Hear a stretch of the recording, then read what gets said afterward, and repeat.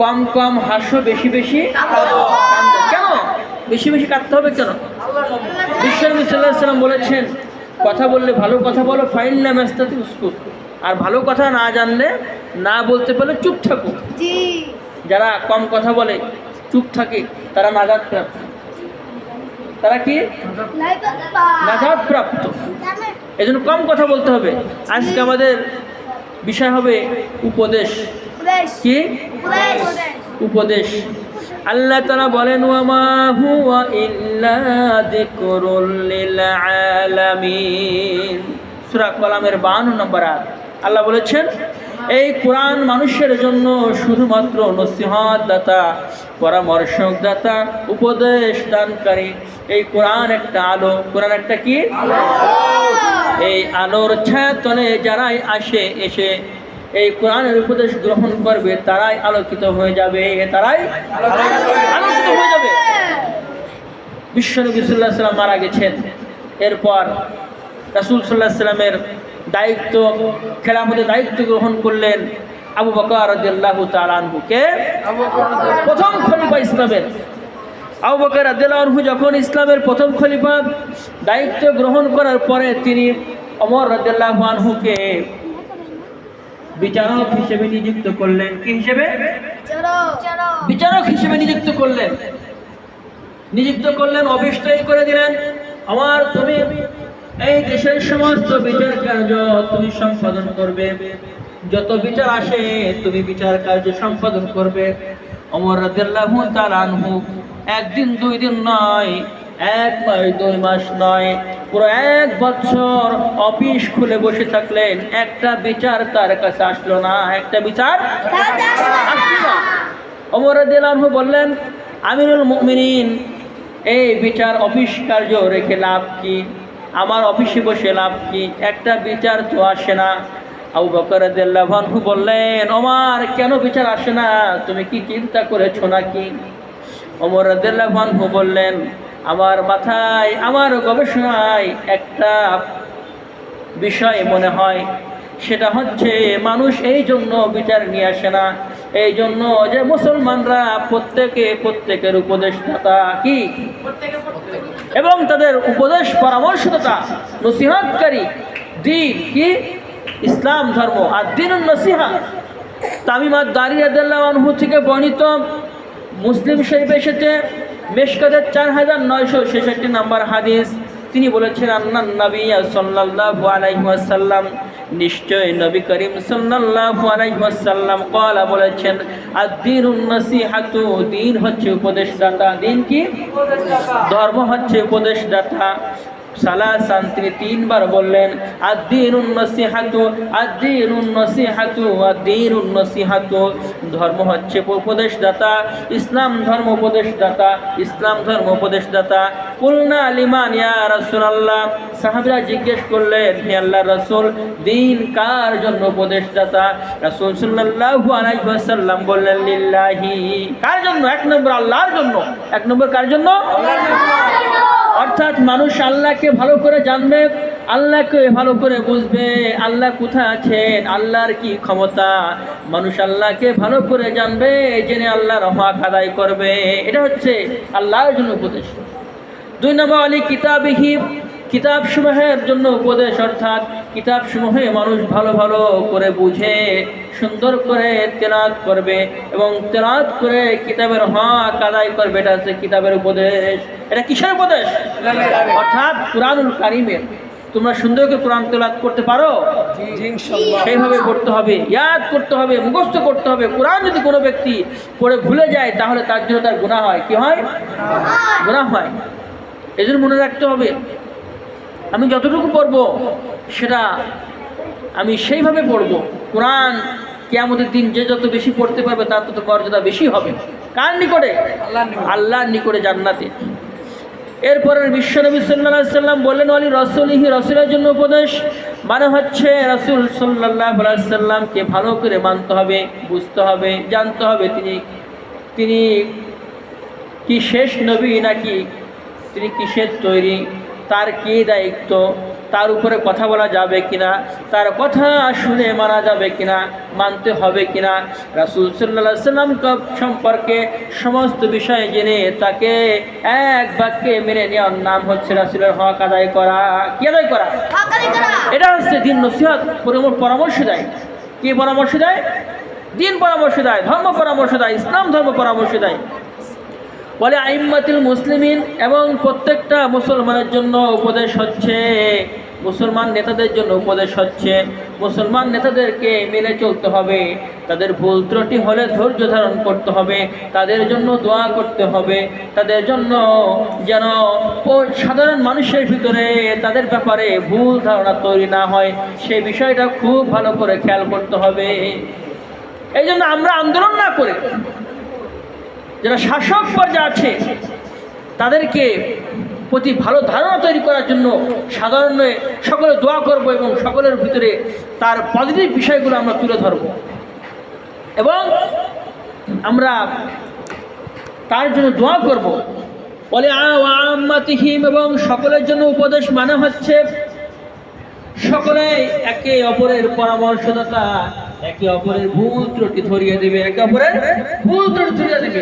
আমার ভুল হয়েছে, আমার ভাইয়ের কাছে না আয়না স্বরূপ, আমার আয়নাতে যেমন চেহারার ভুল ত্রুটি ধরা যায়, আমার মুসলিম ভাই আমার ভুল ত্রুটি ধরে দেবে, আর আমি মেনে নেব। আমি কি করব? মেনে নেব। এই জন্য আল্লাহ তাআলা বলেছেন, ওমা হুয়া ইল্লা যিকরুল লিল আলামিন। এই কোরআন বিশ্ববাসীর জন্য নসিহত দানকারী, উপদেশদাতা। আল্লাহ তাআলা আরো বলেছেন, ওয়ালতাকুম মিনকুম উম্মাতুন ইয়াদউনা ইলাল খায়রি ওয়া ইয়া'মুরুনা বিল মা'রুফি ওয়া ইয়ানহাউনা আনিল মুনকার ওয়া উলাইকা হুমুল মুফলিহুন। সূরা আলে ইমরানের 104 নম্বর আয়াত। আল্লাহ তাআলা বলেছেন, তোমাদের মাঝে এমন একটি গোষ্ঠী, এমন একটি দল, এমন কিছু লোক থাকা দরকার যারা মানুষকে সর্বদা ভালো কাজের উপদেশ দিবে এবং অন্যায় কাজ থেকে নিষেধ করার উপদেশ দিবে এবং তারা সর্বদা অন্যায় কাজ থেকে বিরত থাকবে। যদি কোনো ব্যক্তি এই কাজ করতে পারে তাহলে আল্লাহ তাআলা বলেছেন, আউলাইকা হুমুল মুফলিহুন। ওই সমস্ত লোকেরাই সফলকাম, ওই সমস্ত লোকেরাই সফলকাম। বুখারী হাদিস এসেছে 17 নম্বর হাদিস, মুসলিম এসেছে 56 নম্বর হাদিস। আন জারির ইবনে আব্দুল্লাহ قال, তিনি বলেছেন, বায়াতু রাসূলুল্লাহ সাল্লাল্লাহু আলাইহি ওয়াসাল্লাম, আমরা রাসূল সাল্লাল্লাহু আলাইহি ওয়াসাল্লামের কাছে উপদেশ গ্রহণ করার জন্য বায়াত করলাম, ওয়াদাবদ্ধ হলাম। আলা ইকামুস সালাতি, আমরা জীবনের প্রতিটা সময়, প্রত্যেকটা সময় জীবনের সমস্ত ফরজ ইবাদত হিসেবে সালাত আদায় করব, ছাড়ব না। ওয়া ইতাই যাকাত, যাকাত প্রদান করব। অন্নুসিহি কুল্লি মুসলিমিন, আর প্রত্যেকটা মুসলমানের জন্য আমরা উপদেশ দিব, নসিহত করব। কি করব? এই দিন হচ্ছে নসিহত। এই দিনের ছায়াতলে যারা আসে তারাও পরস্পর নসিহত করবে, ঠিক কিনা? আবু হুরায়রা রাদিয়াল্লাহু আনহু থেকে বর্ণিত, তিনি বলেন, আহমদ এসেছে 8785 নম্বর হাদিস, ইবনু হিব্বান এসেছে 3388 নম্বর হাদিস। আবু হুরায়রা রাদিয়াল্লাহু আনহু থেকে বর্ণিত, তিনি বলেন, রাসূল সাল্লাল্লাহু আলাইহি ওয়াসাল্লাম বলেছেন, মানুষের 3টি কাজ দেখলে আল্লাহ খুব খুশি হন, খুব খুশি হন। আর 3টি বিষয় আছে এমন, মানুষ করলে আল্লাহ খুব রাগ করেন, খুব রাগ করেন। আল্লাহ তাআলা বান্দার যে বিষয়গুলো দেখলে, যে বিষয়গুলো করলে আল্লাহ তাআলা খুব খুশি হয়ে যান, তার ভিতরে 1 নাম্বার, আনতাবুদুহু ওয়ালা তুশরিকু বিহি শাইআ, তোমরা শুধুমাত্র আল্লাহর ইবাদত করবে, আল্লাহর সাথে কোনো কিছু শরীক করবে না। 1 নাম্বার, আল্লাহর সাথে কোনো কিছু শরীক করা সবথেকে বড় জুলুম। আল্লাহ তাআলা বলেছেন, ইন্নাশ শিরকা লাযুলমুন আযীম, শিরক করা পৃথিবীর ভিতরে সবচেয়ে বড় জুলুম, সবচেয়ে বড় জুলুম। শিরক করা সবথেকে বড় জুলুম। 1 নম্বর, যদি বান্দা আল্লাহর জন্য কাজ করে আল্লাহ খুব খুশি হয়ে যান। আল্লাহর জন্য হাসতে হবে, আল্লাহর জন্য পোশাক পরতে হবে, আল্লাহর জন্য কথা বলতে হবে, আল্লাহর জন্য নামাজ পড়তে হবে, আল্লাহর জন্য সিয়াম রাখতে হবে, আল্লাহর জন্য বড়কে সম্মান করতে হবে, আল্লাহর খুশি করার জন্য ছোটদেরকে স্নেহ করতে হবে। আমার হাসি চলা ফেরা পোশাক আশাক মাথা চড়ানো সব কাজ যেন আল্লাহর খুশি করার জন্য ইসলাম সম্মত হয়, এটা হচ্ছে আল্লাহর হক। এটা কি? হ্যাঁ, শিরক মুক্ত। 2 নম্বর,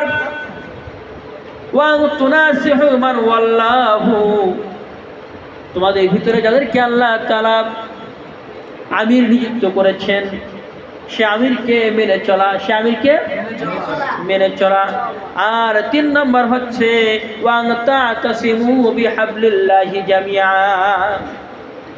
বান্দা যদি সর্বদা সবাই পৃথক পৃথক না হয়ে যায়, একসাথে থাকে, মিলেমিশে থাকে, একসাথে দলবদ্ধ হয়ে থাকে, মিলেমিশে থাকে, আল্লাহ খুব খুশি হন।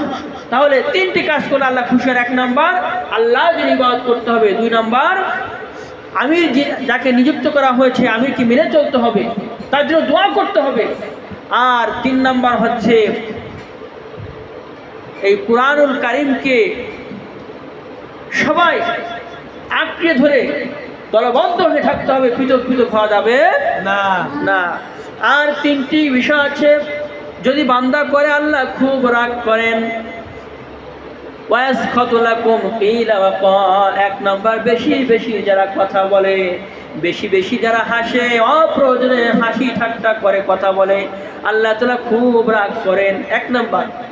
2 নম্বর, ওয়াইজাতুল মাল, আল্লাহ তাআলা তোমাকে সম্পত্তি দিয়েছেন, এই সম্পত্তির কারণে তুমি বেশি বেশি সম্পত্তি নষ্ট করো। লাগবে 2 টাকা খরচ করো, 200 টাকা হবে না, হ্যাঁ হবে না। সম্পদ অপচয় করা যাবে না, নষ্ট করা যাবে না। যদি কোনো বান্দার সম্পদ নষ্ট করে তাহলে আল্লাহ খুব রাগ করেন। 3 নম্বর, ওয়াকাসাতুস সুয়াল, অপ্রয়োজনে বেশি বেশি প্রশ্ন করলে আল্লাহ খুব রাগ করেন। তাহলে আল্লাহ রাগ করেন। বান্দার 3টি বিষয় আরেকবার আমরা ইয়াদ করি। 1 নম্বর, বেশি কথা বললে, বেশি কথা বললে। 2 নম্বর, সম্পদ নষ্ট করলে, সম্পদ নষ্ট করলে। 3 নম্বর, বেশি বেশি অপ্রয়োজনীয় প্রশ্ন করলে। হুজুরকে ঠেকানোর জন্য, মানুষকে ঠেকানোর জন্য, অপমান করার জন্য বেশি বেশি প্রশ্ন করে, তারা আল্লাহ খুব রাগ করেন। সম্মানিত সুধী মণ্ডলী, আমাদের মনে রাখতে হবে এই 3টি কাজ, যেই 3টি কাজগুলো আল্লাহ খুশি হয় সেই 3টি কাজ আমরা ভালো করে করব, মনে করে করব। আর যেই 3টি কাজ করলে আল্লাহ তাআলা খুশি হন সেই কাজগুলো করা যাবে না। খুব খেয়াল করতে হবে। এই জন্য আমাদের সমাজে দেখা যায় মানুষ একজন আর একজনকে ঠেকানোর জন্য, অপমান করার জন্য বেশি বেশি প্রশ্ন করে। এটা দেখা যায়, এটা ক্ষতি, সমাজের পরিবেশ নষ্ট। সাহাবীরা উপদেশ নিতেন রাসূল সাল্লাল্লাহু আলাইহি ওয়াসাল্লামের কাছ থেকে মানার জন্য, কিসের জন্য? আর আমরা উপদেশ নিই বা পরামর্শ করতে যাই তাকে সম্মান দেওয়ার জন্য বা লোক দেখানোর জন্য। কিসের জন্য? লোক দেখানোর জন্য। একটি হাদিস এসেছে, মুসলিমের সাথে মেশকাতের 17 নম্বর হাদিস। হাদিসটি ইবনে আব্বাস রাদিয়াল্লাহু আনহু থেকে বর্ণিত। তিনি বলেন, একবার এক গোষ্ঠী আসলো কায়েম গোত্র থেকে। বিশ্বনবী সাল্লাল্লাহু আলাইহি সাল্লাম বললেন, তোমরা কোথা থেকে এসেছো? বিশ্বনবী সাল্লাল্লাহু আলাইহি সাল্লাম এই কথা জিজ্ঞাসা করার পরে তারা বলল, আমরা কায়েম গোত্র থেকে এসেছি। বিশ্বনবী বললেন, মুবারকবাদ, মুবারকবাদ, তোমাদের ধন্যবাদ, সুস্বাগত, তোমাদের মুবারকবাদ হোক, উপকার হোক, লাঞ্ছনাহীন তোমরা এসেছো, খুব ভালো হয়েছে।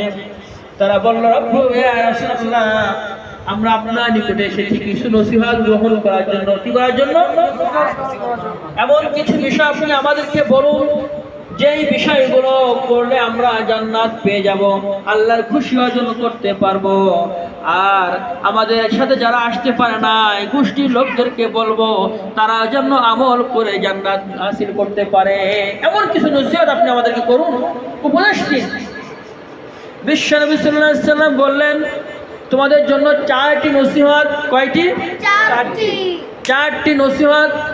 এই 4টি নসিহত যদি তোমরা পালন করতে পারো তাহলে তোমরা জান্নাতে চলে যাবে, আল্লাহর খুশি হাসিল করতে পারবে। আর তোমাদের সাথে যারা আসতে পারে না তাদেরকে জানিয়ে দিবে। কি করবে? জানিয়ে দিবে। 1 নম্বর, তোমরা আল্লাহ রাসূলের উপরে ঈমান আনবে। এরপর বিশ্ব নবী সাল্লাল্লাহু আলাইহি ওয়াসাল্লাম বললেন, আল্লাহ রাসূলের উপরে ঈমান আনার অর্থ কি তোমরা জানো নাকি? দেখো, রাসূল সাল্লাল্লাহু আলাইহি ওয়াসাল্লাম আরাবিয়ান, যাদেরকে নসিহত করতেছেন তারাও আরাবিয়ান। এরপরে আবার বললেন, তোমরা কি জানো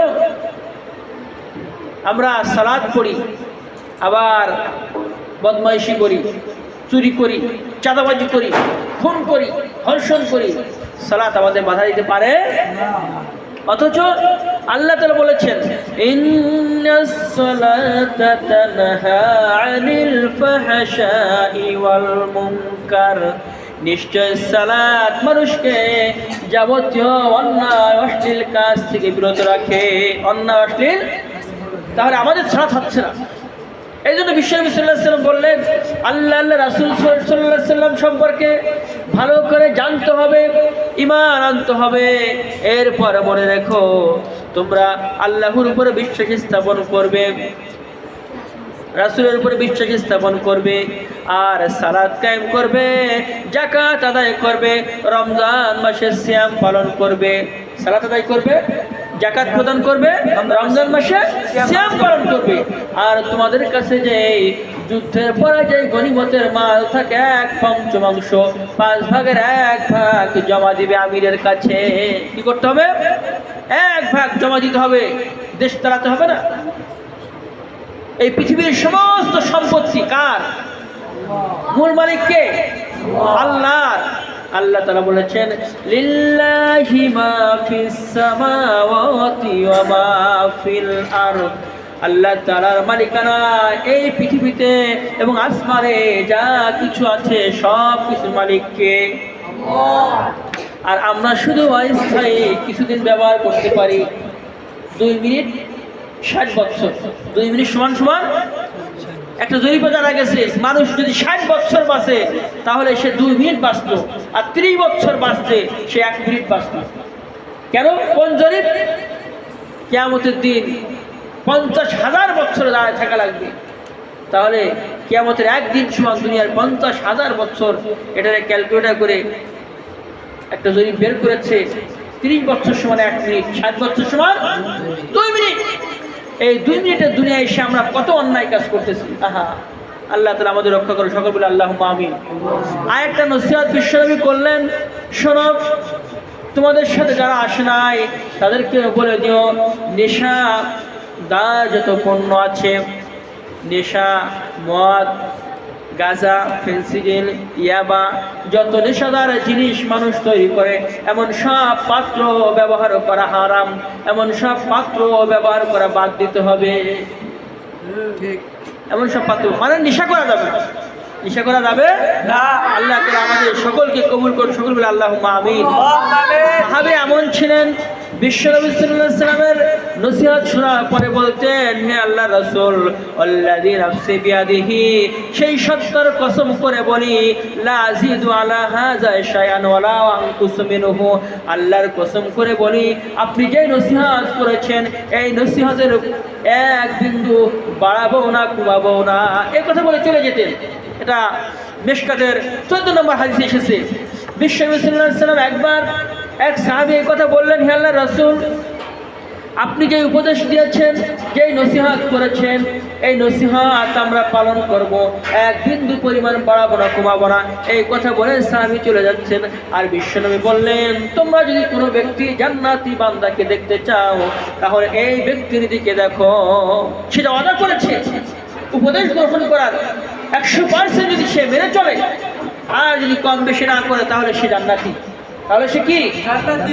রব্বুল আলামিন আমাদের সকলকে জান্নাতের উপযুক্ত করে মরণ দেন। সকল বলে আল্লাহুম্মা আমিন।